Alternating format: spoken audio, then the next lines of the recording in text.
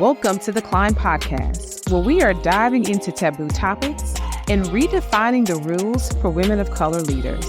Get ready as we share the stories and amplify the voices of extraordinary women of color. From navigating workplace challenges to celebrating triumphs, on this podcast, we've got you covered. So buckle up and join us as we embark on today's empowering journey.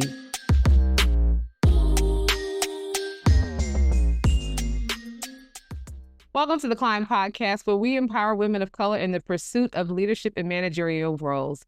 I'm your host, Felicia Smith, the founder of The Climb, a 501c3 organization that's committed to increasing the number of women of color in leadership and managerial positions. Each week on this podcast, we dive into topics that have been mystified, tabooed, or we just don't talk about it enough. And today, we are covering a topic that I think is timely, that we all should be thinking about in this environment. And the title is Your Profile, Your Power, Leveraging LinkedIn. And of course, if you see my LinkedIn page, you probably be like, why is she talking about LinkedIn? So it's not just me. To your point, I would disappoint you just a bit. But today we have with us Alexandria Sauls. Welcome to the podcast, Alexandria. Hello. Super excited to be here. Yes. Before I read her bio, I will tell you guys, me and Alexandria met almost a year ago at a conference. We were just talking about it, Days and Tech Conference. And I don't know if you remember this. I think I tell this story all the time because it's kind of mind-boggling to me. We were sitting down, of course, networking at the event because we both were on panels, and we were talking about LinkedIn. And Alexandria was telling me about, she's like, yeah, because LinkedIn started. And what year did you say it started, Alexandria? I think it was 2009, or was it before? Now I'm trying to remember when it started. Yeah, like 2009. It was like 7 or 9, something like that. And no, 2002. 2002, yes. Yes. And it occurred to me that LinkedIn started probably a year before I went into college, but I didn't discover it until many years later. But it was like, I felt a bit ancient that I was that close to the start of LinkedIn. So it was one of those moments I was like, I'm not that old, but in this moment, I'm feeling a little aged. No, not at all. Yes. So let me read your bio. Alexandria is a senior program manager at Google with 9 years experience driving innovation at leading tech companies like Amazon, Uber, and PayPal. She's passionate about creating a more inclusive tech landscape. She founded No Ceilings, a program that empowers individuals from underrepresented groups to launch successful tech careers. No Ceilings helps individuals break into tech industry through transferable skill identification, interview preparation, networking skills, and career coaching. Yes. So I always tell that story because I still think about it so much. But welcome to the podcast. We are going to dive into LinkedIn. As a lot of you know, and I actually at the time wasn't aware, like as we looked at the landscape of a lot of people who lost their jobs over the last 7 or so months, that was women of color, but predominantly Black women, right?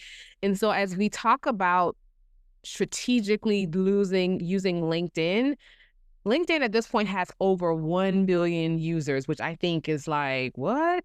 I know. And it's really one of those powerful tools, but really underused. And people only think about LinkedIn at the moment where something happens. Okay, I've lost my job. Now let me go to LinkedIn. Or I'm tired of going to work. Now let me go to LinkedIn.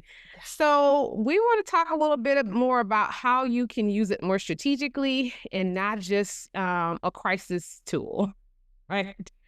So we're going to start with our first segment, which is Somebody Should Have Told Me. And in this segment, we break down all the strategies and things that we wish someone would have told us early in our careers that would have made our journey a little bit easier.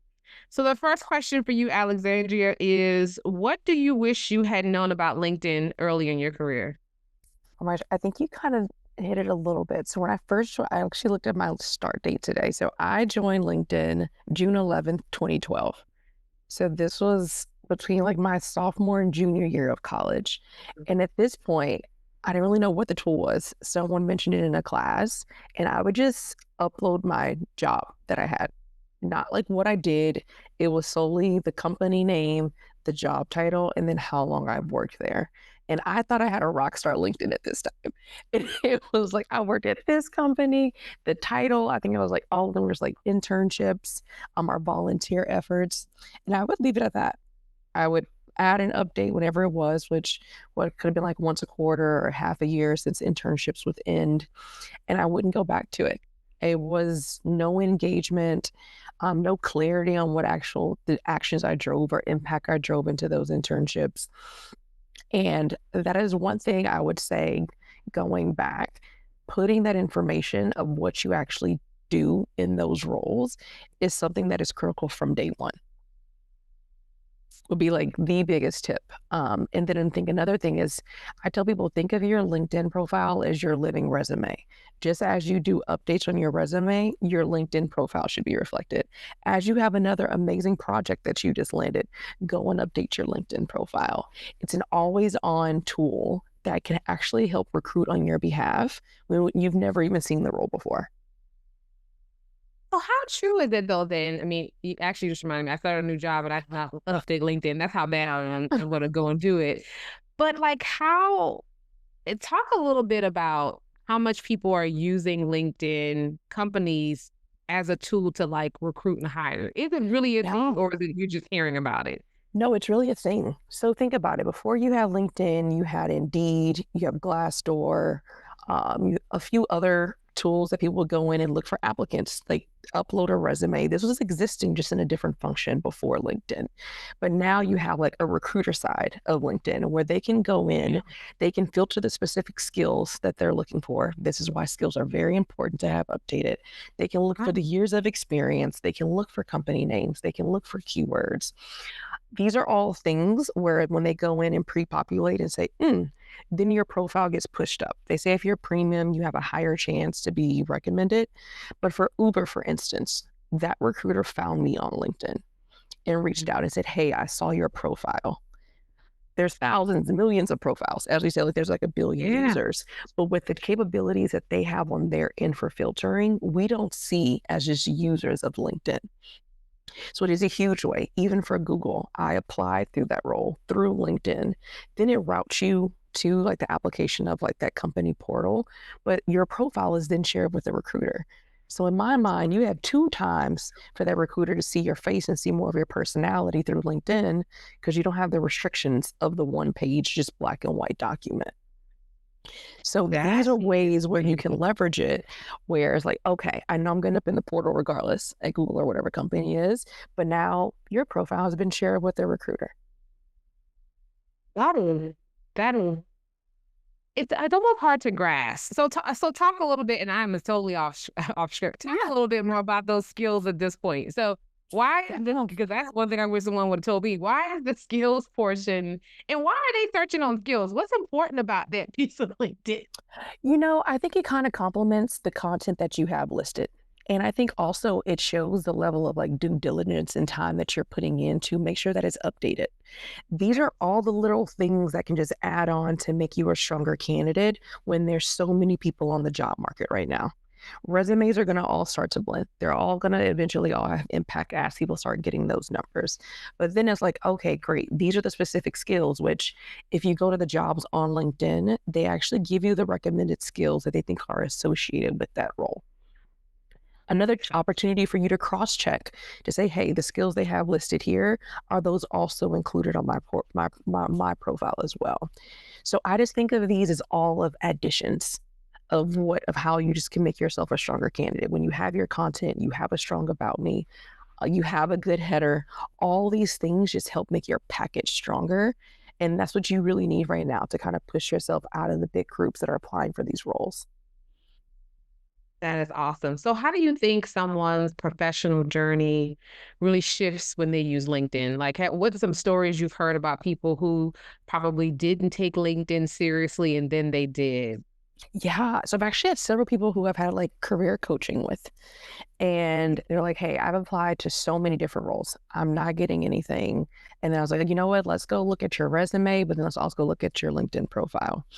And I go through and I say, if I saw someone who had like a strong resume, several do, but that's how they also had a strong LinkedIn profile, I may gravitate towards that person more. So we talk through, hey, you have these experiences already. Let's add that specific stuff to your profile. And then another thing is when it comes to coffee chats and outreach, LinkedIn is the best tool to do it because when you reach out to that recruiter or you reach out to that person, the first thing they're going to go and want to do is like learn more about you. People will most likely rather look at a profile than just looking at another resume of all the things and achievements that you have done. And so it's a really, like I said, especially for coffee chats, a lot of my outreach when I updated my LinkedIn profile, even before I reach out to say, hey, is this curated to the role that I'm reaching out to them about? Because I know they're going to look at it. When people reach out to me about a specific role, that's the first thing I do. It's like, let me go look at their LinkedIn to kind of see what their background is, what's their experience, especially if they're reaching out about a specific position. I go and cross reference. So, like I said, this is just like another way to elevate you, make it easier for people to find you accessible on top of you applying through like the standard channels. Wow. No, that makes a lot of sense. That makes a lot of sense. So, what do you think? What is the truth about growing your LinkedIn presence as a woman of color? I mean, do you still think, even in this environment, that people are like still looking for women of color in particular, or like, how does it give you an edge? I just want your thoughts on that. Yeah, I feel like I've been super blessed with a lot of opportunities. So I get a lot of outreach for people asking about, hey, what was your journey? How did you break into tech? How did you move to all of these companies internally? And I think our point of view is so unique.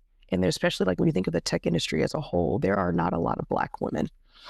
And so when people reach out and they have more inquiries, I'm always happy to like express that. I try to add more content to like my about me section so people can kind of do a little bit of research before they reach out to me.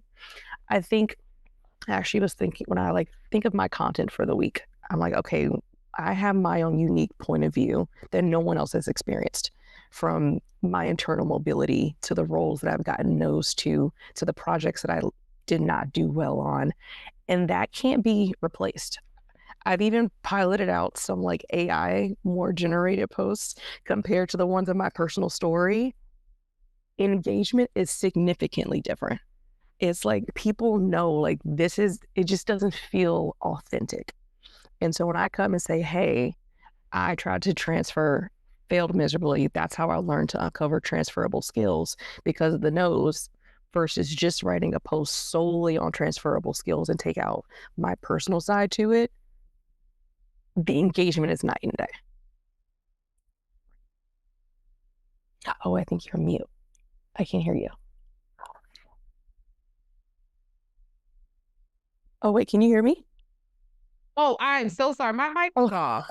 You, it's I was saying, if you created a one pager that teaches us how to like use AI to have more authentic stuff, I promise I'd buy it. I'd buy it today. So it's something to consider as a part of no feelings. Like I I know, love that idea. yeah, and a lot of people we just struggle on like, what do I write? What do I say? And you have chat GPT there, you have Claude, all the Mhm. things, but the prompts is everything. Like you can Yeah. have this, but if you don't know the right prompts, then you can still sound like a robot. So just Yeah. something to consider. And once you create it, just call me up and then I'll I love that. I love no, yeah, 100% it's all about the prompts. And I don't I'm like, this is not me. all about. Like this sounds, I'll say this sounds gimmicky, this sounds salesy, like this just sounds like not a real person. And we go back and forth, like it's like my collaboration partner. But if I just solely say this is what I want to cover, I wouldn't want to read that as someone who also reads a lot of other people's LinkedIn posts. And that's like also another gut check that I do for myself. No, that's awesome. So let's go to segment two, which is truth is. In this segment, we discuss the truth, the good, the bad, and the ugly about building visibility and credibility online. So, what's one thing you think that people don't talk about enough when it comes to personal branding on LinkedIn? Yeah. I think a big thing is a lot of times, even when I first started, I didn't know what brand I wanted. So I was just kind of posting all over the place, you know? Because when you think about your personal brand, you think about a company brand, you have a goal, you have an audience that you want to reach, whether you have a task that you want to complete, whether that be, I want to land this job, I want to meet X VPs at this company. And I think when you first start, it's very hard to know like what to talk about in general. So branding can just feel very overwhelming. So I always say just kind of take a step back and say, okay, first start off with like maybe talking about your point of view on an article that you read. Mhm. I had just read this article. Here's some key things that I've learned. See what type of engagement that you start getting from like your followers and then people that you get. Then the next thing could be, I worked on this particular project. Here are some things, some lessons learned, some things I failed.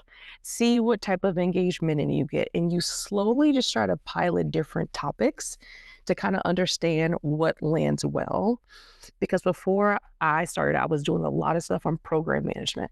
This is how you should prioritize. This is how you make a project tracker. And then I also did a lot of stuff on career planning. Hey, this was my journey. This is one of my tips that I've learned about recommendations and mock interviews. That is where I grew an audience, where I had engagement, where people tapped into more. So I dialed back on just general program management posts. So I always say you want to kind of get a feel for like where's being responded to and kind of work backwards from that. And then if you say, you know what, no, this is where I want my area to be, then continue pushing it. You will eventually find your voice. But I've learned that people just kind of gravitate to what they feel is most authentic. And I feel more authentic in talking about a career journey because I'm so passionate about it, more so than like, let me tell you how to prioritize something for a project or program management or that aspect. I would say, hey, this is how you can break into it. But just solely focusing on like how this is the day to day, I like it, but I can like rather help more so on the other lane. No, that's perfect. That's perfect. Actually, as you were talking about the articles and all the things, I was thinking about my own posting journey. And I know for me personally, there are things that definitely like hold me back from posting. So, like, I just became an executive, and a part of me is like, post that because that's kind of boastful. Da, da, da." But that's like a self limiting belief, right? So, have you ever felt like you were held back from posting or sharing something because, like, you didn't want to be too visible, too bold, too whatever? Yeah. No, absolutely. I think a big thing when I first started is I would talk about some of the companies I worked at, but I didn't line them all up. And my best friend was like, why? You got into these companies, you went through the interview process. It wasn't a fluke. And you have knowledge of like firsthand experience that you can share with people. She was like, I just don't understand. And so I was like, I don't want to be cocky. But I feel like that kind of goes back to even like becoming a senior leader, becoming a manager. You have to self promote to continue climbing these ladders. Like you'll have people that are going to be in those rooms and help sponsor you and mentor you, but you have to go in and self promote and call out your biggest achievements and biggest wins. And LinkedIn also helped me kind of gain that confidence from doing it on a platform where now I work with directors and VPs who say, oh my gosh, I see you post on LinkedIn. I see you're inactive. Really? And now, yeah, they're like, it's really cool to see like what you're doing. And I built a lot of that confidence through this platform that I've been able to take and apply in real life because I figured out one, what is my brand? What am I passionate about? And then people at work will ask me about, oh, how is your coaching going? How is your business going? It has opened up an even broader network. So That is so super awesome. helpful. I love that. I love that. Okay, I'm gonna try. I'm gonna Yeah, try. But you did just give me some yes, good ideas. absolutely. I mean, if you just got this position, I think a big thing is like, what was your trajectory to get there? What were your lessons? What were the pitfalls? Because I think this is the thing that people want to know. People, they want to see where you had to make a decision that was uncomfortable. They want to see something where you didn't work out as well, but you tie on those lessons learned. Those are the posts where I get the most engagement rather just saying, oh, yes, I'm currently X. People are like, cool, love that. How can I, like, what practical tips can I take from that? Is what people, I think, genuinely want, especially right now with this job market. Okay, I was taking out some notes. I was writing down. This one of the goals of one of my advisory board members is like, listen, you have to be out there. You got to push yourself out there more. So no, all that's good. Yes. That'll help me to think of some things. Okay, final truth question. So, a part of LinkedIn and a part of most social media is you're building a community, you're building a network, but sometimes that can feel like you don't really know it because it's in a virtual space, like you don't really Yeah. know the people. So how do you really build a network that supports your growth? And even when you're like, connecting with people that you may not know, have any reference to, like how do you cultivate a community in such a large space with, billions of users? Yeah, no, that's a good question. I think a big thing for me is I do a lot of LinkedIn stalking. And when I reach out, there's a reason why I'm reaching out. It's not Okay. like I cast a wide net. Usually, I'm like, I'll go to someone's profile and I'm like, oh, I saw their journey, or they may have been featured in, like, let's say, a Business Insider article or something like that. And I go out with very specific questions. And I also always leave open the door of like, hey, if we can't do a coffee chat, can we do this offline? I follow up with them after too. But I think a big thing is how I've been able to build this like virtual network is because one, I'm asking questions of like, hey, tell me about your journey. And then also I'm like, how can I help? Is there anything I can provide as a service to you or as interest or idea and tip to make it like a two-way street? So it's not just one outreach. But I think the big thing is like, how intentional are you when you reach out? Like, for instance, some people will reach out to me and say, is Google hiring? And I'm like, well, I'm like, thank you so much for reaching out. Google World. Yeah. And then I send them the link to the Google career site. And then I also say, like, hey, just letting you know, my personal tip, if you are reaching out to someone, you want to have the job link to the role that you want. There should be some connection, ideally, with the person you're reaching out in the job link, whether they're in that same job, they had the role a year ago, maybe they went to your university, but you don't want to put any work on the person who you are reaching out to. Like, I shouldn't have to go do a filter to Looking say, for a link. yeah, Yes. and so I provide I that can't believe feedback. someone actually did that. Oh, very common, and very, very, very Wow. common question. And I always just share back saying, hey, I would definitely recommend you just like first do a filter, see what you're interested in, and then reach out to somebody in that role. But Wow. very, very common. But I always respond back with that tip because I want them to use that tip for anybody they outreach to, because that's also a way of people kind of like taking their first step, look at the perception of you of like, hey, oh, wow. They really took, I'm getting some outreach emails that are so good. They're like, hi, Alexandria, I see that you're a program manager at Google.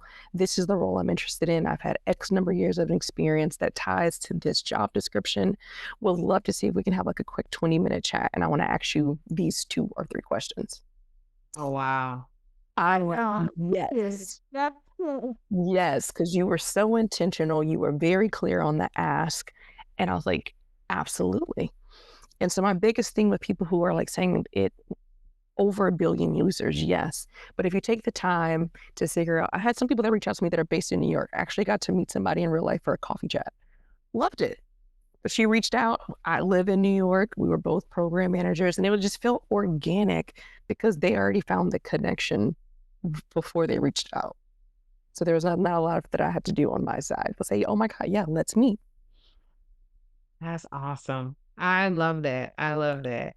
So let's go into our final segment, which is called Another Rung Mended and Climbed. And it's really based on the concept of, us climbing the ladder and those being broken rungs. And so for our final segment, we're trying to drop insights that's going to help all of your climbs to be a little bit easier.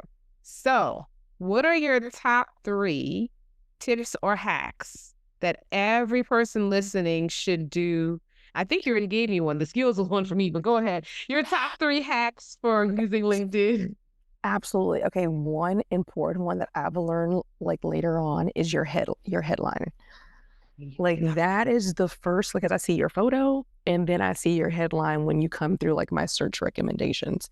This is your first opportunity to kind of give a call to action of whatever it is you're doing, whether you're seeking a new role, whether you're like an expert in product management or you've been doing like X number of revenue and sales.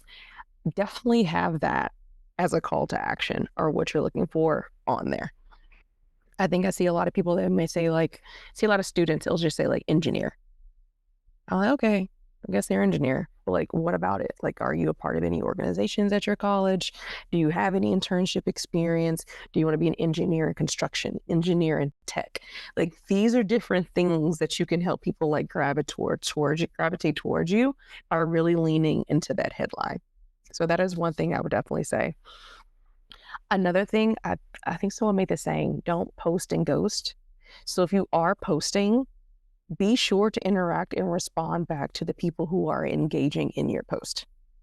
Even if it's them, even if there's like giving you a smiley face, you like that smiley face that they gave you, but definitely respond. If they have a question, respond to it because this is more of that organic connection that I think people are seeking on LinkedIn and not just some hidden person behind the wall just like posting and they're like, oh wait, is this somebody back there? Is it just like automated? Like I schedule my posts, but then I make it at the end of the day to go back and say, okay, I got these responses. Let me make sure I go back and say thank you or answer any follow-up questions that they provided.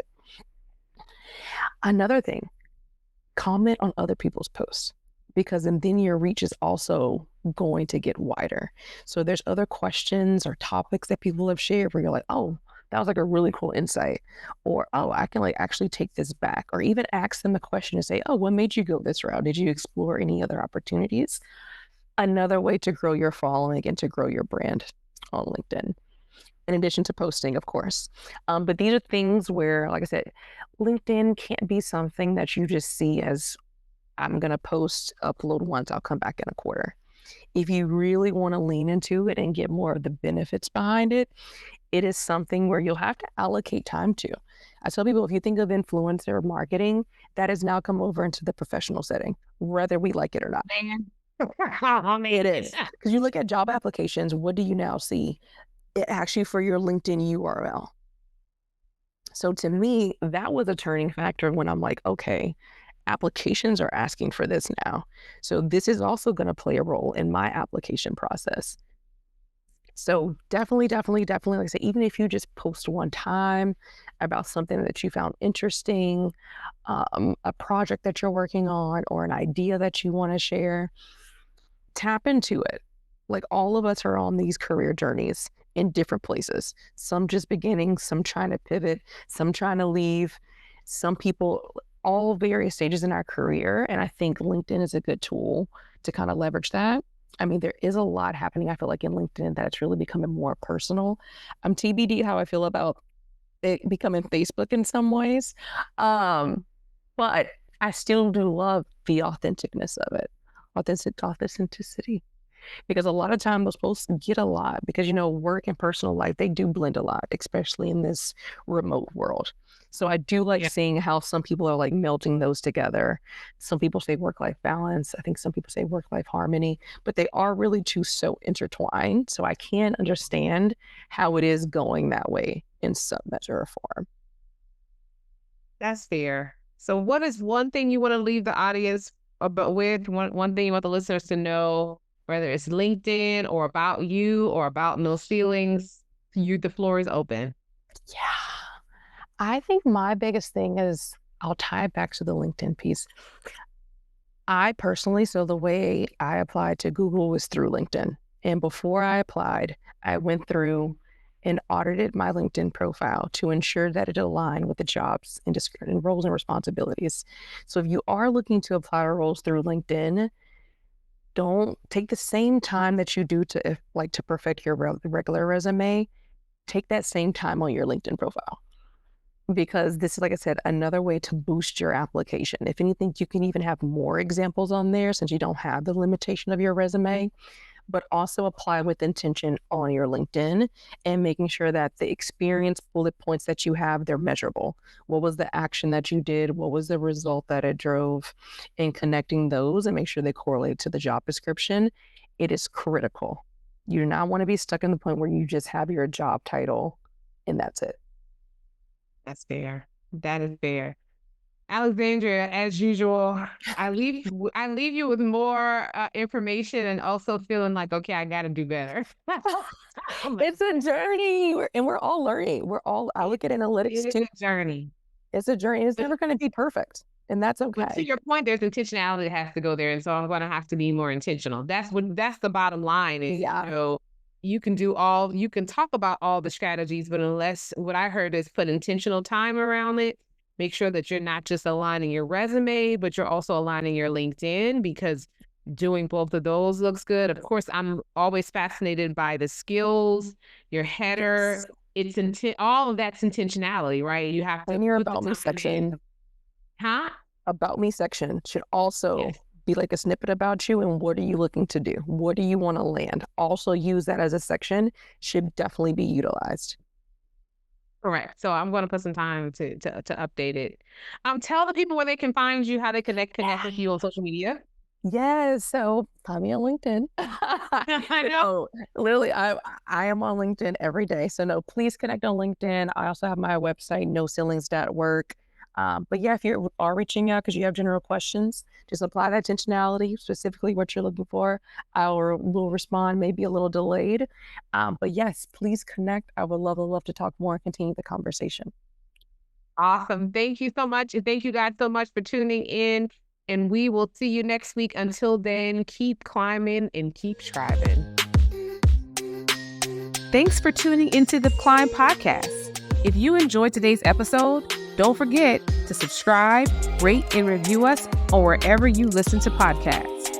For updates and behind the scenes content, make sure you're following us on Instagram and LinkedIn at Join the Climb. Until next time, keep climbing and keep thriving, sis. See you next episode.